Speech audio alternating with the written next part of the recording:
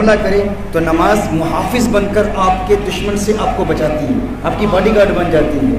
لیکن کیا وجہ ہے ہم ایک عرصے سے نماز پڑھ رہے ہیں، ہماری نماز ہمیں گناہوں سے کیوں نہیں بچاتی؟ ذہن میں سوال پیدا ہوتا ہے نا بھائی، فلاں شخص ہے، فلاں بزرگ ہے، ایک علمی شخصیت ہے، یا فلاں عوام میں سے فلاں شخصیت ہیں، ایک عرصے سے نماز پڑھ رہے ہیں لیکن پھر بھی غیبت کرتے ہیں، پھر بھی بدنگاہی کرتے ہیں، پھر بھی جھوٹ بولتے ہیں، پھر بھی حرام کاروبار میں ملوث ہیں. جبکہ اللہ ارشاد فرماتا ہے نماز انسان کو فحشاء اور منکر سے بچا لیتی ہے. کیا وجہ ہے کہ فلاں شخص 20 سال سے نماز پڑھ رہا ہے، اس کی نماز اس سے گناہوں سے کیوں نہیں بچاتی؟ ذہن میں یہ سوال پیدا ہوتا ہے. تو اس کا جواب نبی کریم صلی اللہ علیہ وآلہ وسلم کی ایک حدیث سے ملتا ہے. فرمایا من لم تنہہ صلاۃہ عن الفحشاء والمنکر فلا صلاۃ لہ، جس کی نماز اسے گناہوں سے نہیں بچاتی، برائیوں سے نہیں بچاتی، اس کی نماز گویا کہ نماز ہی نہیں ہے. فلا صلاۃ لہ، اس کی نماز ہی نہیں ہے. اس کا مطلب کیا ہے؟ ایسا نہیں ہے کہ نماز ادا نہیں ہوتی، اس کا مطلب یہ ہے کہ وہ نماز ادا تو کرتا ہے لیکن نماز قائم نہیں کرتا. نماز قائم کرنے اور نماز ادا کرنے میں بڑا فرق ہے. Establishing the prayer and offering the prayer are two different things. A lot of people offer the prayer. لوگ ادا تو کرتے ہیں لیکن نماز قائم نہیں کرتے. نماز قائم کرنے اور ادا کرنے میں بہت بڑا فرق ہے. اب نماز قائم کرنے کی اگر آپ عادت بنا لیں یا قائم کرنے کا طریقہ سیکھ لیں، جو آج کی اس محفل میں ہم انشاءاللہ سیکھیں گے چند پریکٹیکل نکات، اور ان کا پھر بڑا گہرا تعلق معراج مصطفیٰ صلی اللہ علیہ وسلم سے بھی ہے، کیونکہ نماز مومن کی معراج ہے. اگر ہمیں روحانی عروج ملتا ہے نبی کریم صلی اللہ علیہ وآلہ وسلم کے مبارک وسیلہ سے، جو خاص تحفے اللہ جل وعلا نے شب معراج میرے آقا صلی اللہ علیہ وسلم کو عطا فرمائے تھے، ان کی روحانیت تک رسائی حاصل کرنے کے لیے ہماری سب سے پہلی بنیاد نماز ہے. لیکن ہم نے نماز قائم کرنے کا طریقہ سیکھنا ہے. یہ نماز قائم کیسے کی جاتی ہے؟ یاد رکھیے نماز دو چیزوں کا مجموعہ ہے. ایک نماز کا جسم ہے، ایک نماز کی روح ہے. The physical form of the prayer and the soul, the ruh of the prayer. So your prayer is a combination of the two. ان دونوں کے مجموعے کو نماز کہتے ہیں. اگر نماز قائم کرنا چاہتے ہیں تو نماز کے جسم کو بھی جاننا ہے اور نماز کی روح کو بھی جاننا ہے. نماز کا جسم کیا ہے؟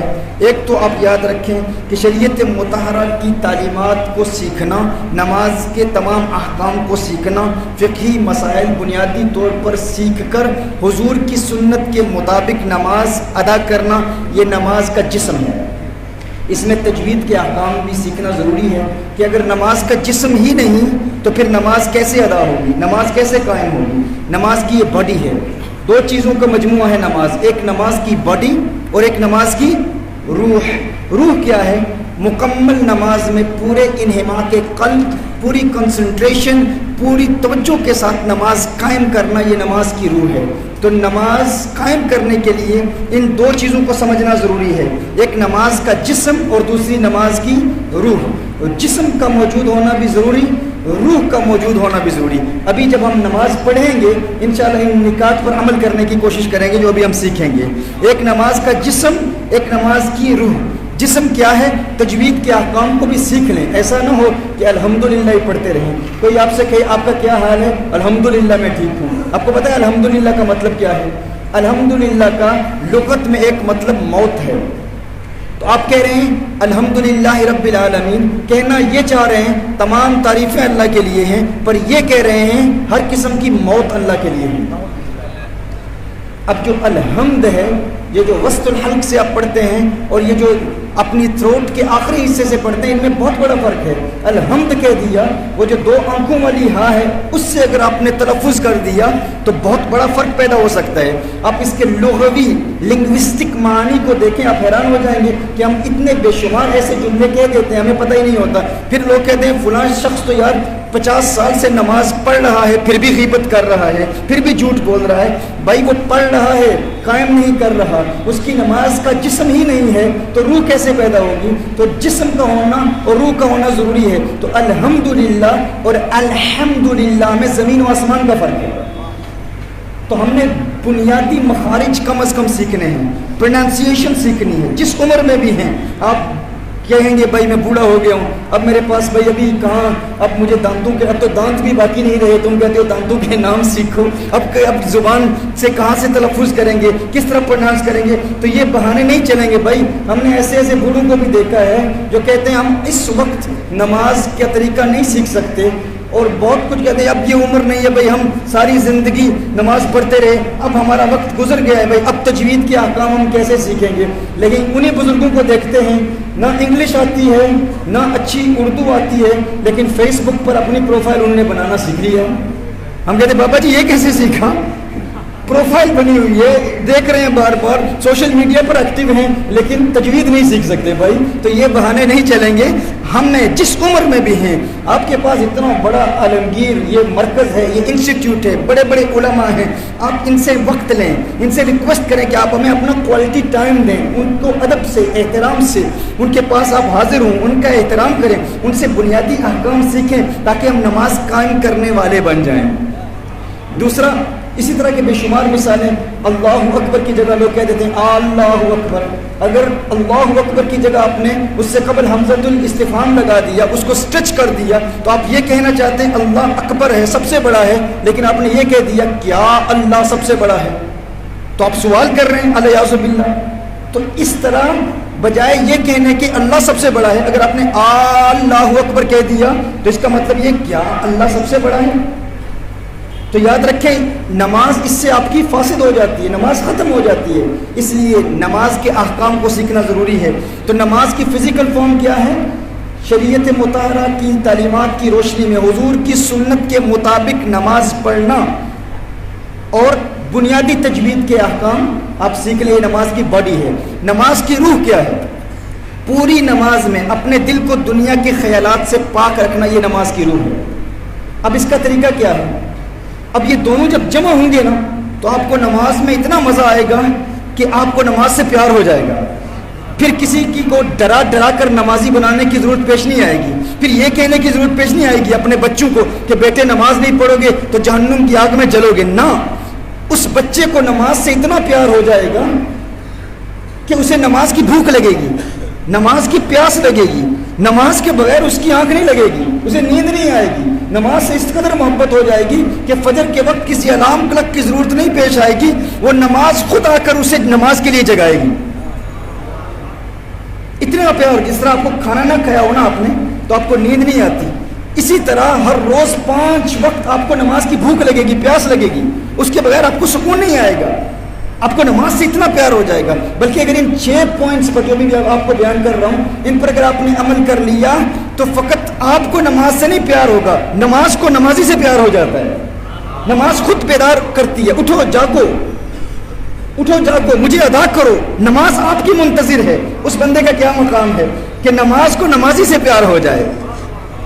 تو آپ چاہتے ہیں نا اس کا طریقہ سیکھیں. تو نماز میں اپنی روح کو انگیج کرنے کا پریکٹیکل طریقہ کیا ہے کہ دنیا کے تمام خیالات سے اپنے ذہن کو پاک کر کے اپنے دل کو اللہ جل وعلا کی بارگاہ میں پیش کرنا. یہ نماز ہی کی خصوصیت ہے کہ نماز میں دل غالب ہوتا ہے. یاد رکھیں عام حالت میں سر غالب ہوتا ہے. سر کیا ہے؟ یہ سر اشرف اعضاء میں سے ہے.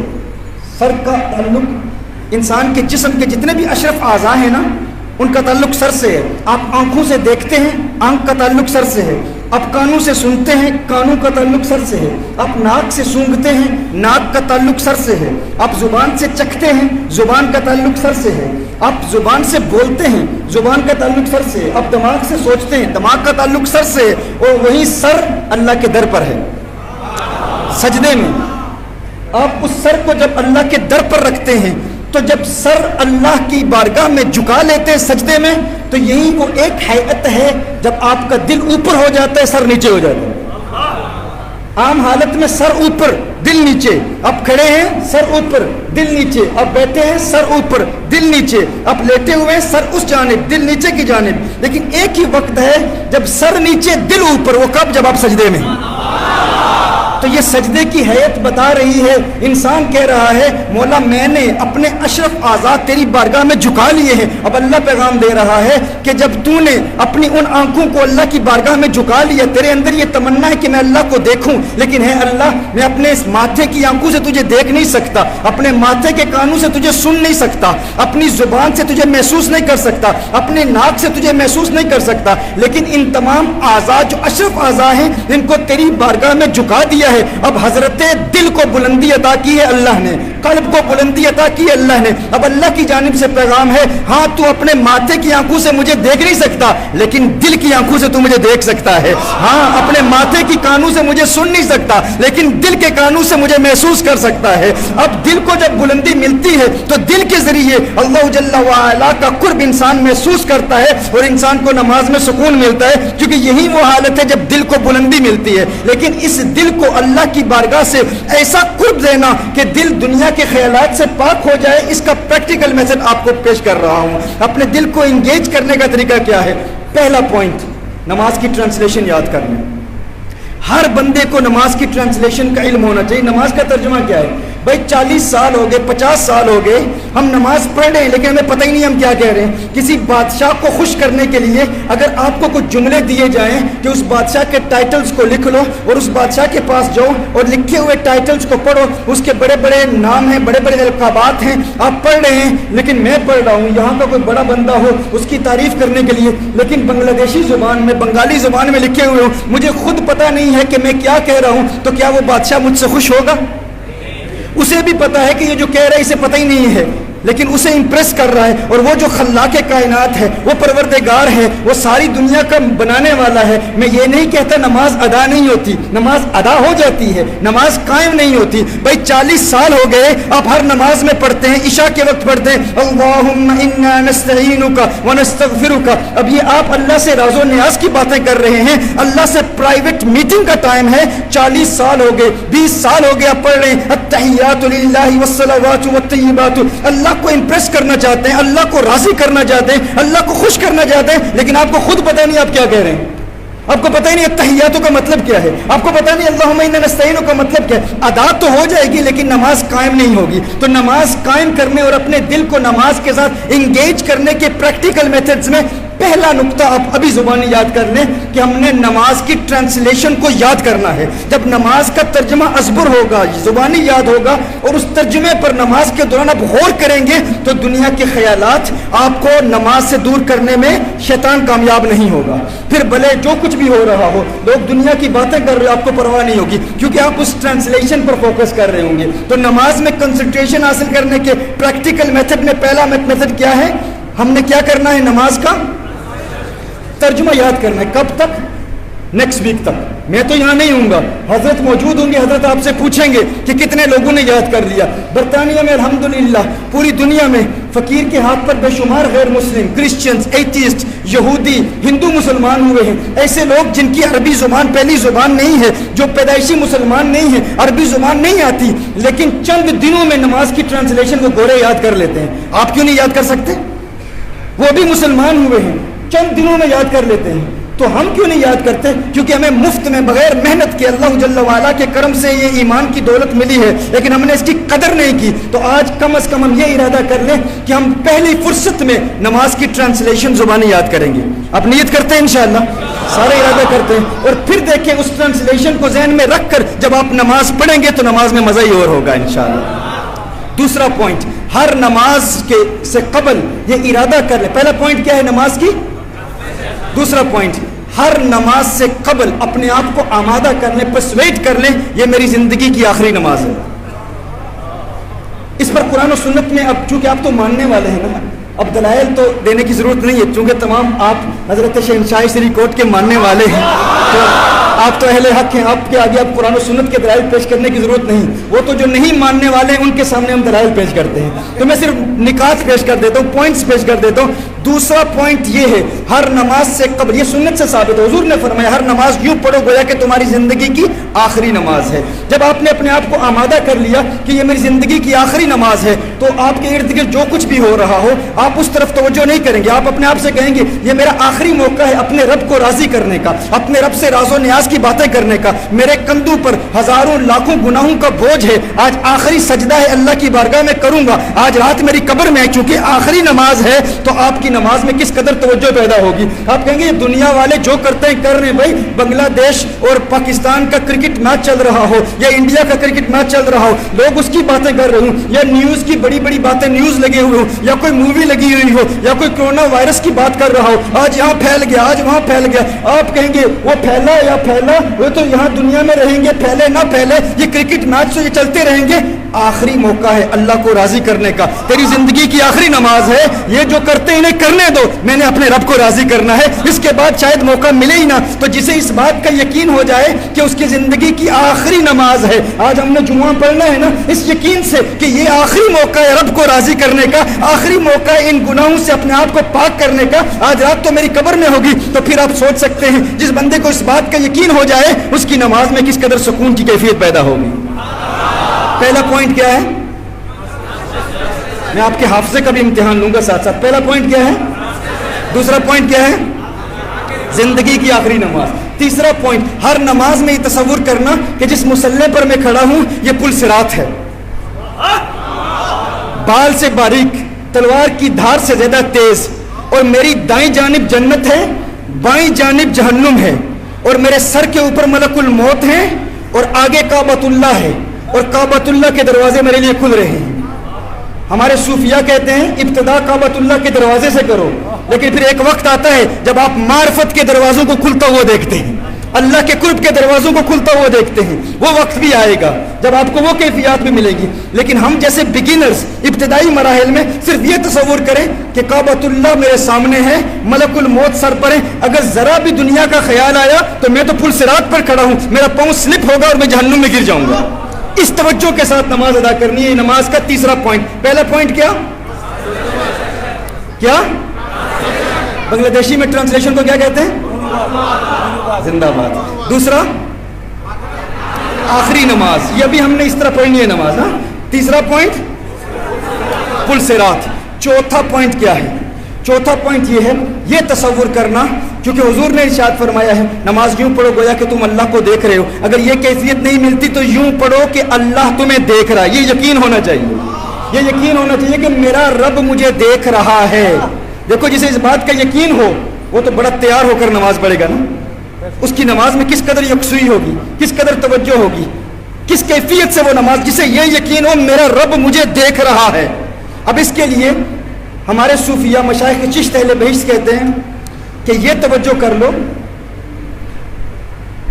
کہ تم اللہ کو دیکھ رہے ہو. اللہ تو نظر نہیں آتا لیکن اللہ کا نام نظر آتا ہے, تو اللہ کے نام پر توجہ کرو. اللہ لکھا ہوا ہے اور آپ اپنے ذہن میں غور کریں کہ اللہ لکھا ہوا ہے اور آپ اللہ کے نام پر غور کر رہے ہیں, توجہ کر رہے ہیں.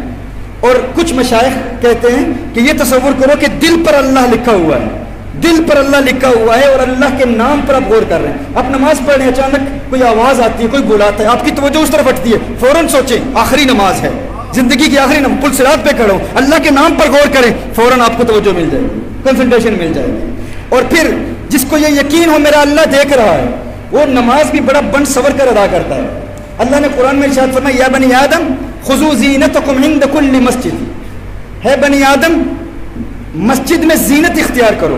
ہمارے یہاں لوگ کیا کرتے ہیں, نماز پڑھنے کے لیے آتے ہیں پھٹے پرانے کپڑے پہن کے آتے ہیں, بغیر استری کیے ہوئے کپڑے پہن کے آتے ہیں. مفسرین کرام نے قرآن کریم کی اس آیت کی روشنی میں لکھا ہے کہ زینت اختیار کرنے سے یہ مراد ہے اچھے بہترین کپڑے پہن کے نماز ادا کرو, بال سنوار کر نماز ادا کرو, عطر لگا کر نماز ادا کرو, اپنے آپ کو مزین کر کے نماز ادا کرو. یہ قرآن کی آیت ہے. اللہ نے ارشاد فرمایا یا بنی آدم خذوا زینتکم عند کل مسجد, زینت اختیار کرو.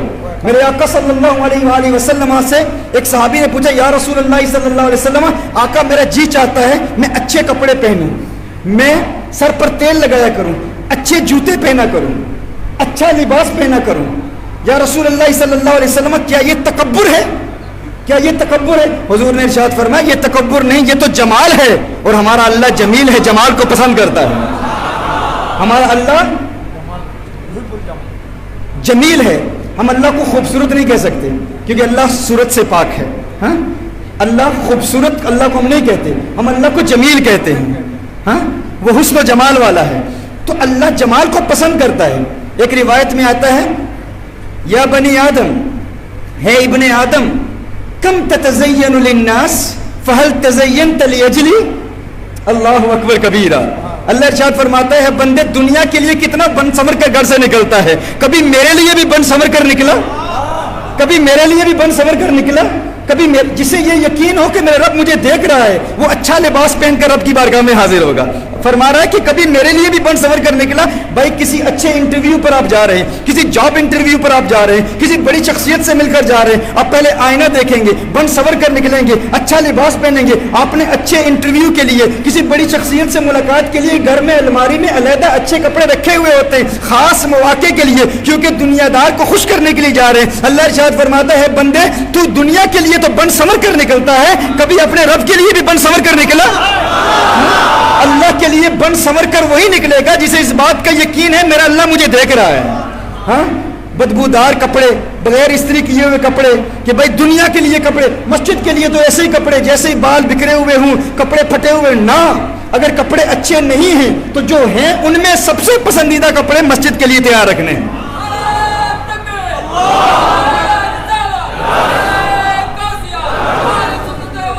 تو یہ اسے یقین ہوگا نا,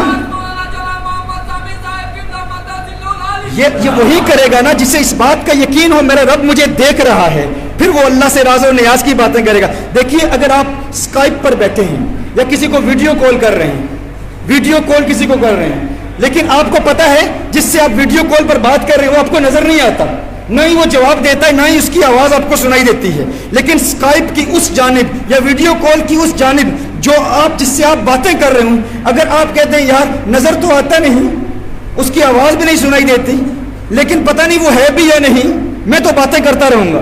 آپ اس جانب سے باتیں کر رہے ہوں لیکن آپ کو اس بات کا یقین ہی نہیں ہے کہ اس جانب کوئی موجود ہے جو سن رہا ہے, جو نظر تو نہیں آتا لیکن موجود ہے, جسے اس بات کا یقین ہی نہیں. وہ کہے گا وہ کوئی ہو یا نہ ہو لیکن میں تو باتیں کرتا رہوں گا, میں تو اپنی باتیں جاری رکھوں گا. تو اس کی باتوں میں کیا معنویت اور مقصدیت باقی رہ جائے گی. اللہ صورت سے پاک ہے, اللہ کا کلام ہم نہیں سن سکتے, لیکن ہمیں کم از کم یہ یقین ہونا چاہیے کہ اس جانب کوئی ہے, وہ جو جانب سے بھی پاک ہے, وہ جو جہت سے بھی پاک ہے, لیکن وہ ہے, وہ موجود ہے. جسے اس بات کا یقین ہو ادھر کوئی موجود ہے تو وہ ویڈیو کال کر رہا ہو نا, وہ پوری توجہ سے باتیں کرے گا کہ کوئی سن بھی رہا ہے, موجود بھی ہے. اور پھر وہ اچھا کپڑے پہن کے, کیونکہ وہ دیکھ رہا ہے, اچھا لباس پہن کے وہ نماز قائم کرے گا. تو کبھی یہ نہ سوچیں کہ نماز کے لیے برے کپڑے پہننے, نہ. حضرت امام سیرین علیہ رحمہ روایت کرتے ہیں نا کہ حضرت تمیم نے 1000 درہم کی چادر خرید کر علیحدہ رکھی ہوئی تھی. کہا اتنی رقم اس چادر پر کیوں لگائی؟ کہا فقط اس لیے کہ میں دنیا کے لیے تو لباس پہنتا ہوں لیکن اللہ کے لیے سب سے بہترین اور مہنگا ترین لباس رکھا ہوا ہے, جب نماز پڑھوں گا تو یہ مہنگی چادر پہنوں گا. یہ جاہلانہ تصور ہے ہمارا. لوگوں نے پتہ نہیں یہ کہاں سے بات, یہ صوفیزم سمجھتے ہیں, یہ تصوف ہے کہ پھٹے پرانے گندے کپڑے اللہ کے گھر کے لیے رکھے ہوئے. نہیں, اللہ کے گھر کے لیے, نماز کے لیے, لیکن وہ پہنے گا وہی جسے اس بات کا یقین ہے میرا رب موجود بھی ہے, میرا رب دیکھ بھی رہا ہے.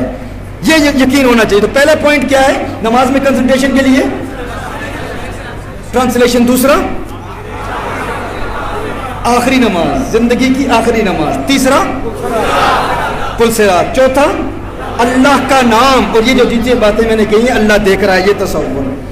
اب اس کے علاوہ پانچواں پوائنٹ, نماز میں یکسوئی حاصل کرنے کے لیے, نماز میں کنسنٹریشن حاصل کرنے کے لیے, یہ اپنے آپ کو بار بار یاد دلاتے رہنا کہ میں وہ نماز ادا کر رہا ہوں جو حضور ادا کیا کرتے ہیں. کہاں میں گنہگار بدکار سیاکار اسیاں شیار, اور کہاں آقا کی نماز. میری اللہ سے فارم آف کمیونیکیشن وہی ہے جو حضور کی ہے. اللہ نے مجھے وہی مصلی دے دیا جو حضور کو دیا ہے, میں بھی اللہ سے وہی باتیں کرتا ہوں جو حضور کیا کرتے تھے. وہی مانا نماز, یعنی حضور کا مقام تو بہت بلند و بالا, عرفہ والا, لیکن مجھے بھی وہی نماز ادا کی, مجھے بھی وہی رکوع دیا, مجھے بھی وہی سجدہ دیا, مجھے بھی وہی قیام دیا. یا اللہ میں اس قابل نہیں, تو نماز میں حسن مصطفیٰ کا تصور کرنا اور حضور کی زلفوں کا تصور کرنا. حضور رکوع میں تھے تو حضور کی زلفیں کیسی لگتی ہوں گی, حضور سجدے میں ہوتے تھے تو حضور کا جسم کیسے لگتا ہوگا. ہم نماز میں حضور کی عبادت نہیں کرتے لیکن نماز میں حضور کے تصور کے ذریعے اللہ کا قرب حاصل کیا کرتے ہیں. تو نماز میں کنسنٹریشن حاصل کرنے کے لیے حضور کی نماز کو یاد کرتے رہنا, حضور کا تصور بننا کہ یہ وہ نماز ہے جو حضور پڑھا کرتے تھے, اس سے آپ کو نماز میں توجہ ملے گی, کنسنٹریشن ملے گی. یہ آج صرف ابھی 5 پوائنٹ بیان کیے کیونکہ وقت ختم ہو رہا ہے. یہ نماز کے انٹرنل پوائنٹس ہیں. نماز کے ایکسٹرنل پوائنٹس میں یہ ہے, حضرت خواجہ شہاب الدین سہروردی علیہ رحمہ جیسے اکابر بزرگ انہوں نے لکھا ہے کہ نماز میں کنسنٹریشن حاصل کرنے کے لیے نماز سے باہر وضو میں کنسنٹریشن حاصل کرنا ضروری ہے. ہمارے یہاں تو وضو صرف نماز کی چابی ہے, بھائی فوراً وضو کر لیا, فوراً نماز پڑھی. اصل کنسنٹریشن نماز میں کہا جسے وضو میں مکمل کنسنٹریشن مل گئی اسے نماز میں مکمل خشوع و خضوع آٹومیٹکلی مل جائے گا. اب وضو میں کنسنٹریشن کیسے حاصل کرنی ہے؟ وضو میں بھی اپنے آپ کو اس بات پر آمادہ کریں کہ یہ زندگی کا آخری وضو ہے. میں اتنا خوش قسمت, آخری موقع ہے اپنے ہاتھ دھونے کا, اپنے چہرے کا نور بڑھانے کا. یہ قیامت کے دن اس چہرے کے نور میں اضافہ ہوگا اس وضو کے پانی کی وجہ سے. پتہ نہیں زندگی میں آئندہ یہ موقع ملے یا نہ ملے. وضو کریں تو پوری توجہ کے ساتھ وضو کریں. جب ہاتھ دھو رہے ہوں تو یہ تصور کریں کہ میرے ہاتھ کے گناہ وضو کے پانی کے ساتھ ہاتھوں سے جدا ہو رہے ہیں, ہاتھوں سے گر رہے ہیں, اور یہ ارادہ کریں آج کے بعد میں نے ہاتھوں سے کوئی گناہ نہیں کرنا. ایک تو یہ تصور کے گناہ جھڑ رہے ہیں, گناہ ہاتھوں سے گر رہے ہیں. دوسرا, آج کے بعد کسی لڑکی کو ٹیکسٹ میسج نہیں بھیجنا, آج کے بعد کسی کو گھور کے کسی کو مکہ نہیں مارنا, آج کے بعد کسی سوشل میڈیا پر کسی کے غیر محرم عورت کو کوئی میسج نہیں بھیجنا. ہاتھوں کے تمام گناہوں سے اجتناب کرنا ہے, ہاتھ کے ہر گناہ سے بچنا ہے. یہ تصور بھی کہ ہاتھ کے گناہ جڑ رہے ہیں, اور دوسرا یہ ارادہ بھی کہ یا اللہ میں ہاتھ کے گناہوں سے توبہ کرتا ہوں. یوں ہی جب کلی کریں, جب آپ اپنے منہ کو دھوئیں, کلی کریں, تو کلی کرتے ہوئے یہ ارادہ کریں اللہ میں آج کے بعد زبان سے کوئی گناہ نہیں کروں گا, غیبت نہیں کروں گا, کسی کے خلاف بات نہیں کروں گا, لغو گوئی نہیں کروں گا, کسی کو گالی نہیں دوں گا. یہ توبہ بھی کریں اور ساتھ ساتھ یہ ارادہ, یہ تصور کہ میری زبان کے سارے گناہ, میرے زبان کی سارے گناہ کلی کے ذریعے زبان سے نکل رہے ہیں. یہ تصور. جب ناک صاف کریں تو یہ کہنا ہے کہ میں نے کھوجی نہیں بننا. کھوجی نہیں, کھوجی کیا ہوتا ہے؟ ڈیٹیکٹیو. فلاں نے کیا کام کیا. یہ جو ہوتا ہے نا ایئرپورٹ پر کتے بھی ہوتے ہیں سونگنے والے, سونگ کے دیکھتے ہیں کہ اس بیگ میں ڈرگ ہے یا نہیں ہے, کوئی چوری کا مال ہے یا نہیں, کوئی باہر سے کوئی چیز ہے یا نہیں. ایئرپورٹ پر ہوتے ہیں نا, تو کچھ لوگوں کی عادت ہوتی ہے وہ کھوج لگانے کی عادت بنا لیتے ہیں, وہ ڈیٹیکٹیو بن جاتے ہیں, وہ کتوں کی طرح سونگتے رہتے ہیں. فلان کے کاروبار میں کتنا ہوا, فلاں نے کیا گناہ کیا, فلاں نے کیا فراڈ کیا, فلاں نے کیا کیا کیا کیا بدکاری میں مبتلا, فلاں زانی ہے, فلاں گنہگار ہے. کبھی عالم علماء کی غیبت, کبھی عوام کی غیبت, کبھی کس کے پیچھے باتیں کرنا, ہر وقت لوگوں کی ٹو میں لگے رہنا کہ فلاں کیا کر رہا ہے. تو جب ناک صاف کریں تو یہ ارادہ کریں کہ میں نے کھوجی نہیں بننا. یا اللہ آج کے بعد سونگ سونگ کے لوگوں کی باتوں کا علم حاصل کرنے کے ارادہ نہیں کرنا. حسن اسلام یہ ہے ترک مالا یا نہیں ہے, ہر اس چیز کو ترک کر دینا جس سے آپ کا تعلق ہی نہیں ہے. یا اللہ میں اپنے کام سے کام رکھوں گا, میں لوگوں کے گناہوں پر کبھی توجہ نہیں کروں گا.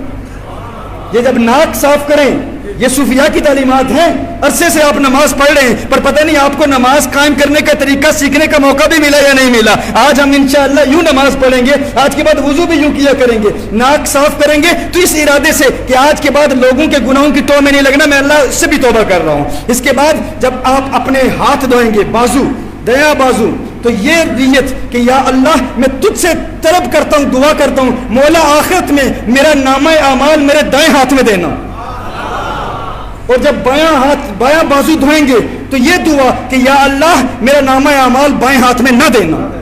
اب دیکھیں وضو میں مزہ آ جائے گا, آپ کو وضو سے پیار ہو جائے گا. اور خواجہ شہاب الدین سہروردی فرماتے ہیں جسے وضو میں توجہ مل جائے اسے نماز میں آٹومیٹکلی توجہ مل جاتی ہے. جب سر کا مسح کریں گے تو یہ نیت کریں گے یا اللہ میں ذہن کے خیالات کے گناہوں سے بچوں گا, میں ڈپریشن سے بچنا چاہتے ہیں تو مسح میں توجہ کریں اور توبہ کریں برے خیالات سے. یا اللہ ہر قسم کی منفی سوچوں, ہر قسم کے نیگیٹو سوچوں سے میں توبہ کرتا ہوں. مسح کر رہے ہوں تو برے خیالات سے بچنے کا ارادہ کریں, تو مسح کے ذریعے آپ کا ذہن پاک ہو جائے گا, وسوسوں سے آپ پاک ہو جائیں گے. لیکن وضو کے دوران ان وسوسوں کو یاد کر کے کہ یا اللہ میں اپنے ذہن کو ان وسوسوں سے پاک کرنے کا ارادہ کرتا ہوں. دیکھیے آپ کا ذہن کیسے پاک ہوتا ہے. اس کے بعد جب آپ اپنے کان کا مسح کریں گے, کان کا مسح, تو یہ نیت یا اللہ کان کے سارے گناہوں سے توبہ بھی کرتا ہوں, اور یا اللہ میں یہ یقین رکھتا ہوں کہ میں نے کان کا مسح کیا, اس سے کان کے سارے گناہ میرے کانوں سے نکل گئے. جب پاؤں دھوئیں گے دایاں پاؤں دھوئیں تو یہ دعا کریں یا اللہ پل صراط پر ثبات قدم عطا فرما, میرا پاؤں سلپ نہ ہو جائے. اور جب بایاں پاؤں دھوئیں تو کہیں یا اللہ میرا پاؤں سلپ نہ ہو جائے. دایاں پاؤں دھوئیں تو یہ نیت کریں کہ یا اللہ, یہ دعا کریں یا اللہ مجھے پل صراط پر ثبات قدم عطا فرما تاکہ میں آسانی سے پل صراط کراس کر جاؤں. آپ یقین مانیں اگر آپ نے وضو میں کنسنٹریشن حاصل کر لی, وضو یوں ادا کیا تو آپ کو نماز میں کنسنٹریشن آٹومیٹکلی مل جائے گی. اور پھر نماز کے وہ 5 نکات صرف ابھی آپ کو میں نے بتائے ہیں, ابھی صرف میں نے 5 پوائنٹس بتائے, ان 5 پر ہی عمل کر لیں. نماز کی روح اور نماز کا جسم. نماز کا جسم کیا ہے؟ تجوید سیکھنا, سنت کے مطابق نماز قائم کرنا. نماز کی روح کیا ہے؟ پوری توجہ کے ساتھ نماز پڑھنا. اور نماز کی روح کا پہلا پوائنٹ کیا ہے؟ دوسرا پوائنٹ کیا ہے؟ تیسرا پوائنٹ کیا ہے؟ چوتھا پوائنٹ کیا ہے؟ پانچواں پوائنٹ کیا ہے؟ حضور کی نماز. بھائی حضور کے تصور کے بغیر تو نماز ہو ہی نہیں سکتی نا. کوئی کہے بھائی اس طرح تو اگر نماز ہے تو میں تو نماز پڑھوں گا ہی نہیں. آپ کہو گے نماز اگر پڑھو گے تو حضور کا تصور ضروری ہے. اللہ نے نماز کی حیت ہی ایسی بنا دی ہے, نماز کی حیت ہی ایسی بنا دی ہے. حضور کے نام کا تصور کریں, احمد. احمد, آپ نماز میں کھڑے ہیں تو احمد کی الف بنے ہوئے ہیں. کوئی کہے نا کہ نماز میں حضور کا نام, حضور کا تصور ہی نہیں کروں گا, حضور کے بارے میں سوچوں گا ہی نہیں. ارے تو نہیں سوچے گا, یہ کیسے ہو سکتا ہے؟ اللہ نے نماز کو بنایا اسے ہے ایسے ہے کہ نماز تیری ہوگی ہی نہیں حضور کے تصور کے بغیر, کیونکہ حضور کا نام احمد ہے.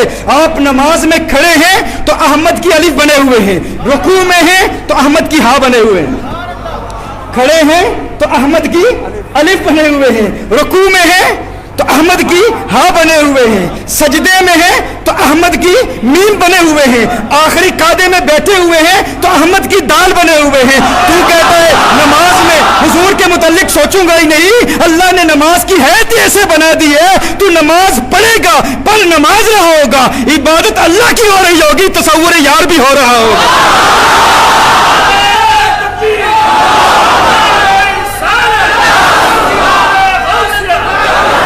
یہ وہ نماز ہے, یہ نماز ہے بھائی. تو نماز کا تصور, نماز میں حضور اکرم صلی اللہ علیہ وسلم کے تصور کے بغیر, اور اگر کچھ تو ایسے گستاخ ہے نا, کوئی شاید یہ کہے چلو چھوڑو بھائی, اگر حضور کا تصور ہے تو نماز کو چھوڑ دیتے ہیں. میں کہتا ہوں تو چھوڑ دے, اگر حضور کے تصور کو چھوڑے گا تو تجھے انسان بننے کا بھی موقع نہیں ملے گا. انسان جو جانور بن جا, کچھ اور بن جا, اگر انسان ہے تو انسان ہونا. نماز تو نماز, انسان ہی اور انسان کا جسم ہی پوری دنیا کو حضور کی یاد دلاتا ہے. کیسے کیسے؟ آپ ذرا ادھر کھڑے ہو جائیں, ادھر آ جائیں, آپ کھڑے ہو جائیں, ادھر دیکھیں, ٹائم نہیں, جلدی جلدی کھڑے ہو جائیں, اس طرف دیکھیں, یہاں کھڑے, اس طرف, ادھر میرے سامنے آئے, ادھر آئے, علامہ صاحب کے پیچھے آئے, ادھر آئے, یہاں کھڑے ہو جائیں, stand up here, quickly, no time, open your arms, اس طرف دیکھیں, ادھر دیکھیں, ادھر دیکھیں, اپنی بازو کھولیں, تھوڑا سا اس طرف کھولیں.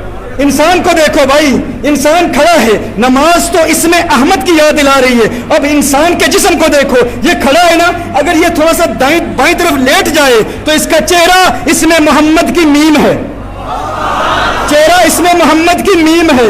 یہ بازو, یہ 2 بازو محمد کی ہاں ہیں, یہ پیٹ محمد کی میم ہے. اس طرح دیکھیں, اس طرح, ان کو اگر اس طرح کر لیں, اس طرح, تو میم, ہاں, پیٹ محمد کی میم, اور 2 ٹانگیں محمد کی دال. ارے تو نماز چھوڑتا ہے, چھوڑ, تجھے تو حضور سے اگر دشمنی ہے, حضور سے دور رہنا چاہتا ہے تو انسانیت چھوڑنی پڑے گی. اللہ نے انسان کے جسم کو یوں بنایا ہے, انسان کو دیکھو گے تو محمد کا نام یاد آئے گا. ارے اللہ نے ساری کائنات بنائی انہی کے لیے ہے, اسی لیے تو میرے اعلیٰ حضرت کہتے ہیں نا, یہ صبا سنک وہ کلیجہ تک, یہ زبان چہک, یہ بجوا جلک, یہ مہک جلک, یہ چلک دمک, سب اسی کے دم کی بہار ہے.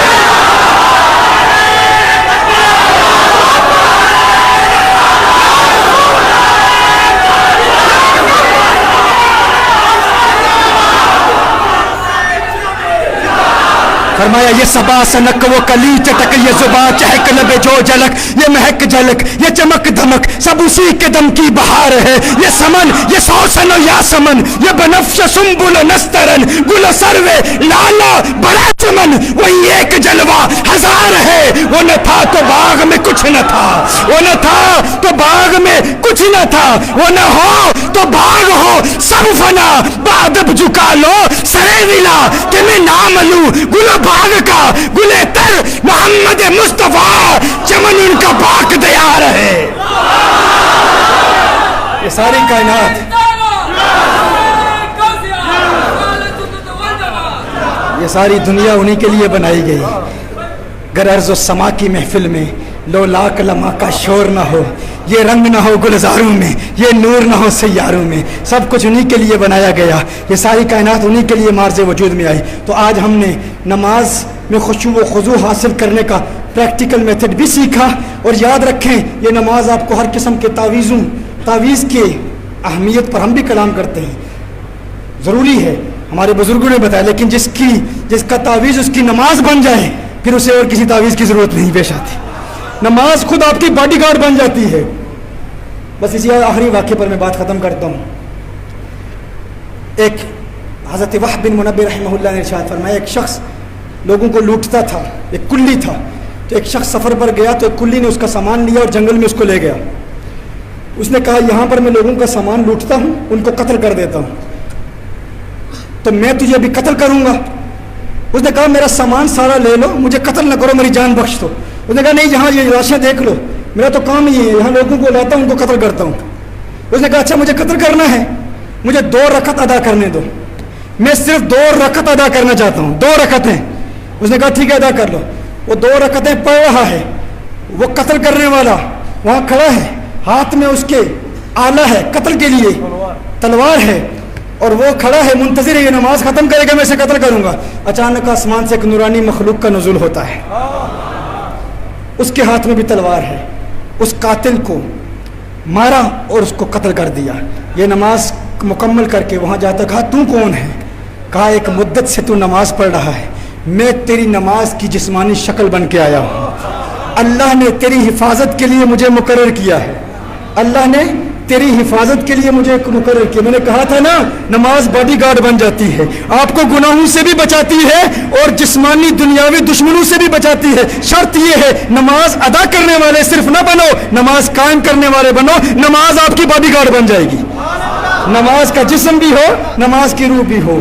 یہ دونوں کے مجموعے کے ساتھ آپ نماز قائم کریں اور پھر نماز سے پیار ایسا ہو جائے گا کہ فجر کے وقت پھر الارم کلک کی ضرورت نہیں ہوگی. ایک لاشعوری قوت آئے گی اور وہ تمہیں بیدار کرے گی. وہ کہے گی میں نماز ہوں، تو نماز کو مس کر رہا ہے، آج میں تجھے مس کر رہی ہوں، اٹھ مجھے ادا کر. آپ کو نماز کی بھوک لگے گی، نماز کی پیاس لگے گی. ہمارا المیہ یہ ہے ہم لوگوں کو ڈرا ڈرا کر نمازی بناتے ہیں. بھائی ایک قضا کر دی اتنے کروڑ سال جہنم کی آگ میں جلو گے. میں کہتا ہوں ہمارے حضور آقا بشیر بھی ہیں نذیر بھی ہیں، صرف ڈراؤ نہیں ڈراؤ بھی، لیکن نماز میں سے محبت پیدا کرنے کا پریکٹیکل طریقہ بھی سکھاؤ کہ لوگوں کو نماز سے پیار ہو جائے، نماز سے محبت ہو جائے. آج ہم نے جو طریقہ سیکھا ہے، ابھی ہم نماز پڑھیں گے اس نیت سے کہ ہم نماز ادا کریں گے، قائم کریں گے، ہم قائم کریں گے، اور اس نیت سے کہ یہ میری زندگی کی آخری نماز ہے. پل صراط کا تصور بھی ہوگا اور آقا کے حسن کا تصور بھی ہوگا، اللہ کے نام کا تصور بھی ہوگا، یہ یقین بھی ہوگا کہ میرا رب مجھے دیکھ رہا ہے. یہ جو نکات پیش کیے، اور آئندہ ہفتے حضرت علامہ آپ سے پوچھیں گے کتنے ہیں جنہوں نے نماز کا ترجمہ یاد کر لیا ہے. مجھے امید ہے اگر برطانیہ، امریکہ، آسٹریلیا اور یورپ کے کفار جب اسلام قبول کرتے ہیں 2 دن میں نماز کی ٹرانسلیشن یاد کر لیتے ہیں. آپ تو پیدائشی مسلمان ہیں، آپ کو ترجمہ نہ آئے تو کتنی بڑی محرومی ہے. آپ کو پتہ ہونا چاہیے اگر سب کو ترجمہ معلوم ہوتا. میری تو نیت تھی التحیات للہ کے بارے میں آپ کو بتاتا کہ اس کا شب معراج سے کیا تعلق ہے، لیکن انشاءاللہ آئندہ زندگی رہی، موقع ملا تو آپ سے کلام ہوگا. وآخر دعوانا ان الحمد للہ رب العالمین.